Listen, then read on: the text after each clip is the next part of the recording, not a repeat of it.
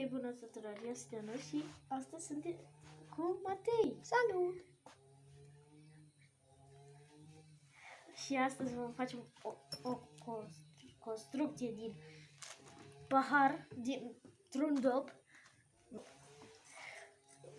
un pachet de hârtie, o sticlă, cred că o punem și pe asta, cub Rubic și o sticlă de asta.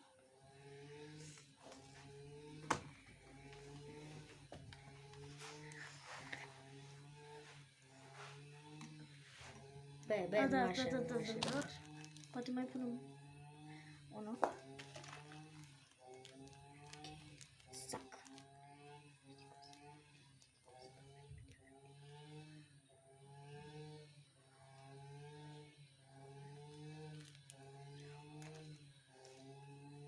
Lasă-o.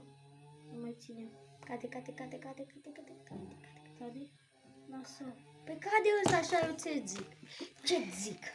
Păi tu împingeai așa. Bă, nu merge. Pui coboră pe tu.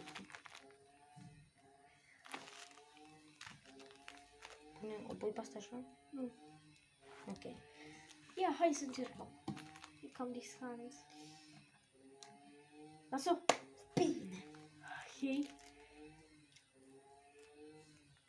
Oh!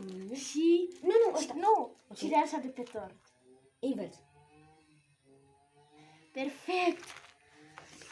Ok, perfect.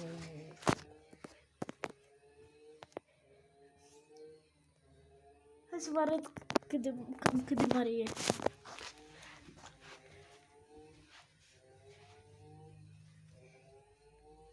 Este un pat. Gen, da. Cam până aici.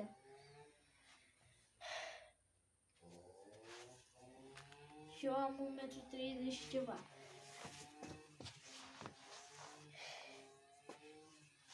Și dacă vreți să vedeți cum o distrugem la Ceșor, să facem 30 de like-uri.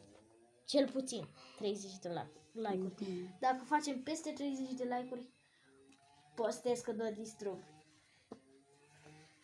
Pa! Pa. Cu voi a fost Ionuț Și Matei. Matei.